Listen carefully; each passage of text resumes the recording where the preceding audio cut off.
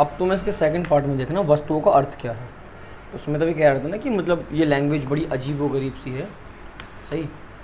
तो जो नोट्स हमने बना रखे हैं ना उसकी मदद से इसको पढ़ सकते हैं। बट अगर तुम्हें ऑफिशियली कुछ याद रखना है तो अभी तक समष्टि अर्थशास्त्र की परिभाषा याद रखो, अभी तक जितना भी हमने डिस्कस करा है आमतौर पर उसी से 1 नंबर का क्वेश्चन बन सकता है। अब जो पढ़ाया जाएगा इसके बाद वो हमें इंपॉर्टेंट रहेगा, बाकी तो सब बताने के लिए उनका इंट्रोडक्शन होता है। जब तक आप किसी चीज़ का परिचय नहीं जान लेते तब तक आप उसके बारे में एक्स्ट्रा जान नहीं पाओगे, तो ये बहुत ज़रूरी है परिचय जानना। वस्तुओं के सभी भौतिक पदार्थ प्राकृतिक अथवा मानव निर्मित जिन्हें मापा जा सकता है या किसी कीमत को बाजार में आंका जा सकता है को सम्मिलित किया जाता है। वस्तुओं के भौतिक पदार्थ का मतलब होता है दृश्य वस्तुएं जिनको देख सकते हो, और सेवाएं होती हैं अदृश्य वस्तुएं, दोनों को शामिल किया जाता है। तो वस्तु की वो बात करें क्योंकि वस्तु ना बहुत इंपॉर्टेंट होगी यहाँ पर, ठीक है। एक वस्तु जिनका बाजार में मूल्य होता है वे आर्थिक वस्तुएं कहलाती हैं, और जिनका मूल्य नहीं आंका जा सकता वे अनार्थिक वस्तुएं कहलाती हैं। एग्जाम्पल मैं तुम्हें देता हूँ, जिस बुक से हम पढ़ रहे हैं, ये जो 12th वालों की यूपी बोर्ड की जो बुक है, ठीक है, इस बुक को हमने मार्केट से एक पर्टिकुलर प्राइस में ख़रीदा होगा, एक निश्चित कीमत में ख़रीदा होगा कि जी 150 रुपये की है, 200 रुपये की है, तो वो क्या कहलाएगी, एक आर्थिक वस्तु कहलाएगी। लेकिन अब जैसे मान के चलो कि हम पूजा करते हैं, हम किसी व्यक्ति की मदद करते हैं, तो उसको ना नापा नहीं जा सकता। आप किसी की मदद करते हैं तो उसको आप कीमत में नहीं नाप सकते, ये कैसी है, अनार्थिक वस्तु, ठीक है। वस्तुओं से क्वेश्चन बहुत आराम से बनता है, वस्तुओं के प्रकार बहुत ज़्यादा मायने रखते हैं, और वस्तुओं से क्वेश्चन आराम से तुम्हें एग्जाम में देखने को मिलेगा। अब इन्होंने से 2 प्रकार में कन्वर्ट कर रखा है, एक है मध्यवर्ती वस्तुएं और एक है अंतिम वस्तुएं। तो ये प्रश्न सीधा सीधा पूछ भी ले जाता है कि मध्यवर्ती वस्तुएं क्या होती हैं, ठीक है, और हमारी जो अंतिम वस्तुएं हैं वो क्या होती हैं। इसके ऊपर क्वेश्चन एग्जाम में आराम से बन जाता है, ठीक है। अब वो होती क्या, पहले उसके ऊपर बात करते हैं। वो सबसे पहले हमें पढ़ा रहा है मध्यवर्ती वस्तुएं होती क्या, यानी कि इंटरमीडिएट गुड्स कौन सी होती हैं। ये वे वस्तुएं होती हैं जिन्हें दोबारा बेचने, ठीक है, अथवा पुनः उत्पादन के लिए उसी वर्ष में खरीदा जाता है। पुनः उत्पादन के लिए मतलब आप किसी चीज़, जैसे मान के चलो तुम्हारे पास मैदा है और हम मैदा का इस्तेमाल करके समोसे बनाएं, तो मैदा यहाँ पे मध्यवर्ती वस्तु का काम कर रहा है। यानी कि जब आप एक वस्तु से किसी दूसरी वस्तु का उत्पादन करते हैं तो जो उत्पादन करने में सहायक कच्चा माल है वो क्या कहलाएगा, फिर आपका मध्यवर्ती वस्तुएं कहलाएंगे। या फिर आपने वो खरीदी हैं दोबारा बेचने के लिए। अगर एक दुकानदारी के नज़रिए से वो चीनी का कट्टा खरीद के लाता है तो चीनी का कट्टा खरीद के लाया ताकि वो उसको दोबारा बेच के मुनाफा कमा सके, वो मध्यवर्ती वस्तुएं हैं। और जो वस्तुएं किसी दूसरी वस्तु के उत्पादन में सहायक होती हैं, जैसे तो हमने कहा हमें मिठाई बनानी है, तो बिना दूध के खोआ नहीं बनेगा और खोए के बिना मिठाई नहीं बनेगी, तो ये मध्यवर्ती वस्तु के तौर पर काम करती हैं।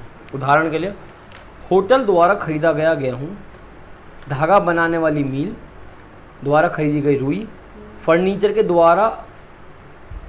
दुकान द्वारा पुनः बिक्री के लिए खरीदा गया फर्नीचर, रेडीमेड कपड़े बनाने वालों के द्वारा खरीदी गई सूत या कच्चा माल इत्यादि। मतलब आप या तो इससे एक अन्य उत्पादन करेंगे इनकी मदद से, या फिर उनको दोबारा बेचने के लिए खरीदेंगे, ठीक है।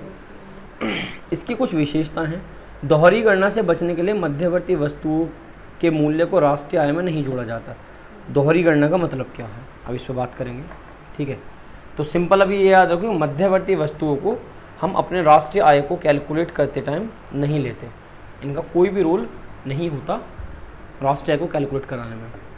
इनकी व्युत्पन्न मांग होती है अब ये क्या है, ठीक है, क्योंकि इनकी मांग अंतिम वस्तुओं की मांग पर आधारित होती है, ठीक।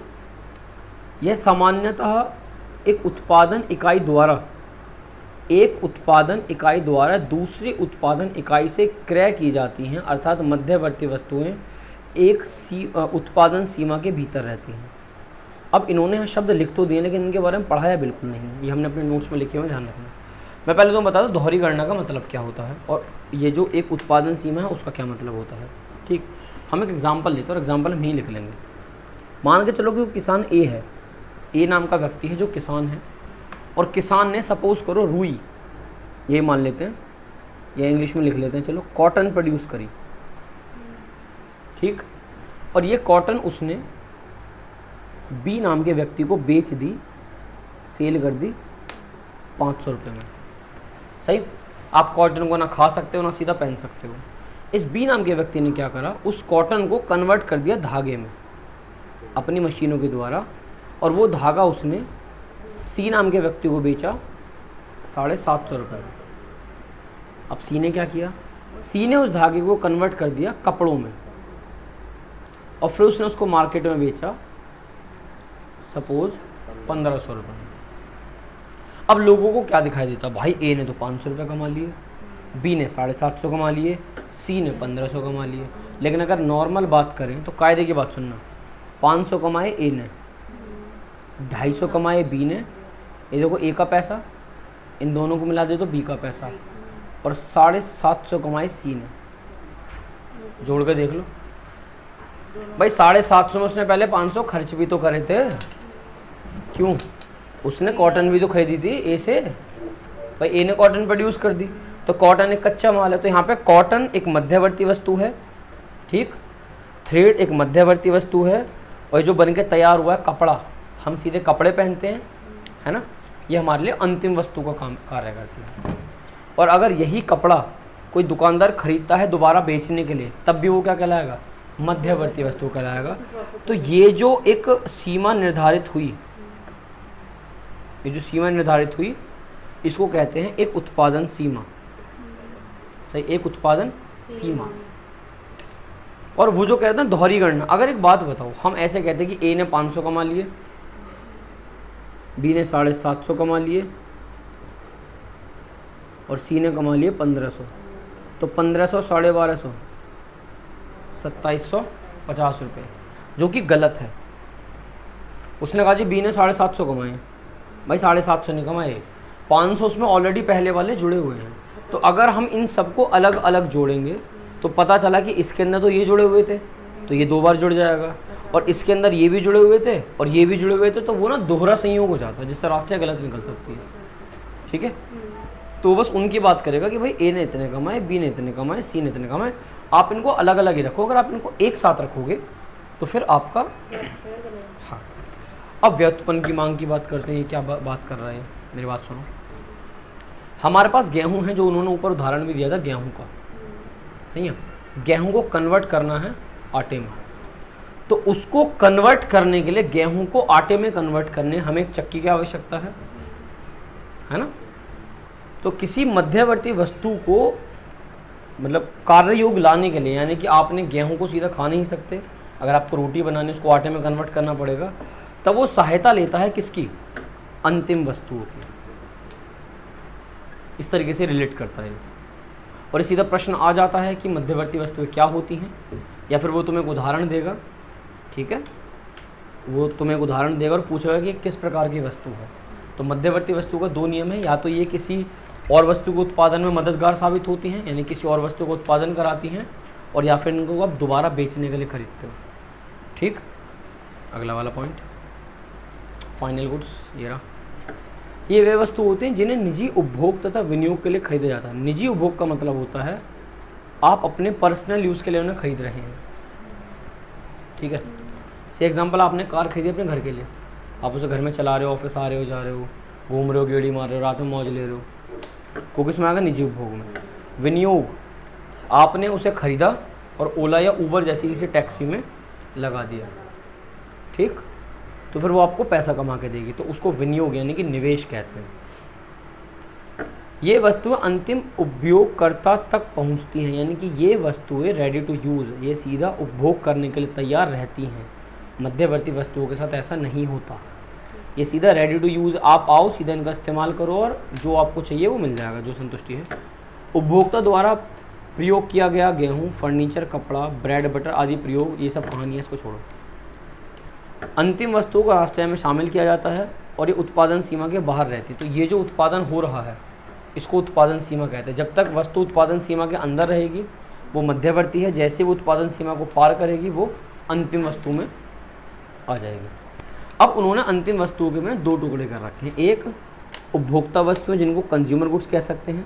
कंज्यूमर गुड्स वो गुड्स होती हैं जो हमारी तुम्हारी सबकी ज़रूरतों को पूरा करती हैं। भूख लग रही है, खाना खा लिया, गर्मी लग रही है, पंखा चला लिया, मतलब जो हमारी ज़रूरतों को पूरा करे, हमें सीधे संतुष्ट करे, वो वाले। इन वस्तुओं को अंतिम रूप से उपभोक्ता द्वारा अपनी आवश्यकताओं को संतुष्ट करने के लिए खरीदा जाता है। सही है, ये रहा।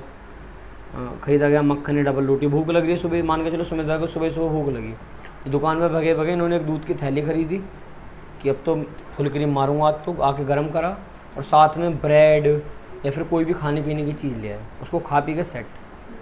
तो ये जो कंज्यूमर गुड्स है, उपभोक्ता वस्तुएं, ये वो सारी वस्तुएं जो उपभोक्ता को संतुष्ट करती हैं किसी न किसी तरीके से। अंतिम उत्पादक वस्तु, फाइनल प्रोड्यूसर गुड्स, ये वे वस्तुएं जो अपने अंतिम प्रयोगकर्ताओं द्वारा उपयोग के लिए तैयार होती हैं और उत्पादक उन्हें अपने अंतिम प्रयोगकर्ता होते हैं। उदाहरण के लिए किसानों द्वारा प्रयोग किया गया ट्रैक्टर। इसको दोबारा से डिस्कस कर लेंगे, इस पर आगे नोट्स में हमारा बहुत अच्छे से लिखा हुआ है।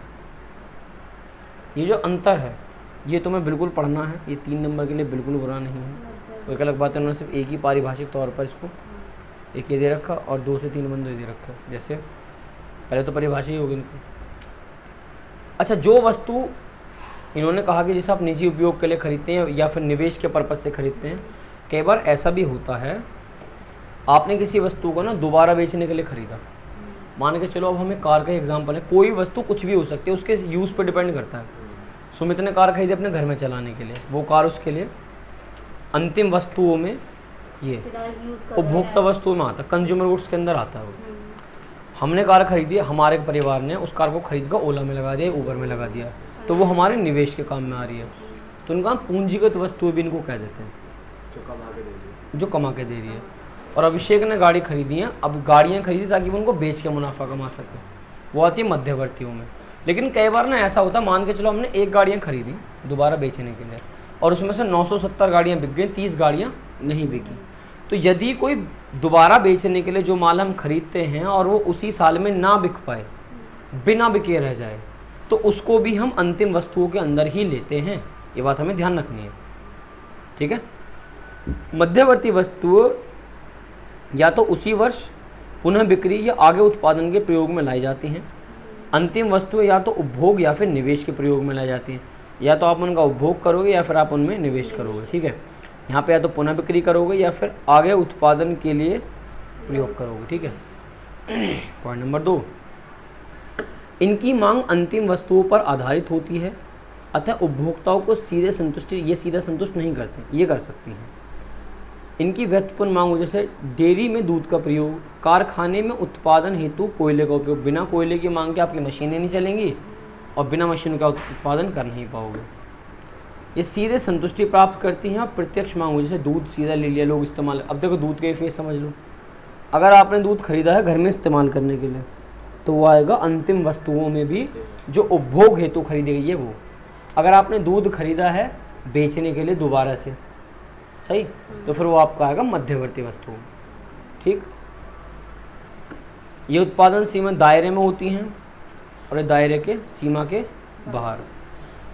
यह राष्ट्रीय आय घरेलू आय दोनों में शामिल नहीं होती और ये शामिल होती है। तो 3 से 4 नंबर आराम से तुम यहाँ पे पढ़ सकते हो, ठीक। इन्होंने एज ए डेफिनेशन उत्पादन सीमा बता दिया, जो हम पहले डिस्कस इस एग्जाम्पल के माध्यम से कर चुके हैं, ठीक। इसको इतने रखो, फिर आगे बात करेंगे। क्योंकि डिफरेंस क्या है यहाँ? किस में? ओके, उत्पादन और उपभोक्ता वाले में। उपभोक्ता तो समझ आ गया, उत्पादन वाला ये जो प्रोड्यूसर है ना, इसको तुम अभी कैपिटल शब्द से दिखा दो, पूंजीगत। हाँ। ये अंतिम उत्पादक वस्तु, उपभोक्ता वस्तु, तो उत्पादक की जगह ना पूंजीगत लिख दे रहे हैं। अच्छा, जैसे हमें पैसा मिलता है, जैसे मशीनें तुमने खरीदी, मशीनों का इस्तेमाल, मशीन हमारी संपत्ति होती है कि भाई ये मशीन खरीदी, इसमें पैसा लगा दे, अब ये मशीन हमें कमा के देगी, ये मशीन हमें कमा के देगी। तो ये मशीन हमारे लिए क्या है? पूंजीगत वस्तु है। तो जिन वस्तुओं में निवेश करते हैं वो पूंजीगत वस्तुएं कहलाती हैं और जिन वस्तुओं का उपभोग करते हैं वो उपभोक्ता वस्तुएं कहलाती हैं, ठीक। वो एक अलग बात है कि आगे पढ़ने को मिलेगा कि जो ये जो पूंजीगत वस्तुएं होती हैं उत्पादक वस्तुओं का मात्र एक हिस्सा होती हैं, क्योंकि प्रोड्यूसर गुड्स उत्पादक वस्तुओं के अंदर ऐसी वस्तुएं भी आती हैं जिनका आप इस्तेमाल एक बार कर लेते हो। जैसे एग्जांपल के लिए हमने कोयला लिया था, तो कोयले को आप जलाते हो ताकि उससे एनर्जी पैदा हो सके और मशीनें चल सकें, है ना। वो सिर्फ एक बार, यानी कि सिंगल यूज़, सिर्फ एक बार के लिए। ये तो यहाँ ही क्या होती है ना, पूंजीगत वस्तु का इस्तेमाल तो बार बार करते रहते हो। लेकिन कोयले का इस्तेमाल आपने सिर्फ एक बार किया। ठीक, तो ये चीज़ आगे नोट्स के अंदर तुम्हें मिल जाएगी, वहाँ दिखा दूंगा। ठीक है, उत्पादन सीमा के बाद, क्योंकि अभी उसके आगे नहीं है ना, उपभोक्ता वस्तु एवं पूंजीगत वस्तु है, अगला कंसेप्ट वही तो है। ये कंजम्पशन यानी कि उपभोक्ता वस्तु है, और उससे अगला वाला क्या है, कैपिटल गुड्स यानी कि पूंजीगत वस्तु। इसमें फिलहाल इतने रखते हैं, जिस अगले वाले पार्ट में इसको निपटा लेंगे। ठीक।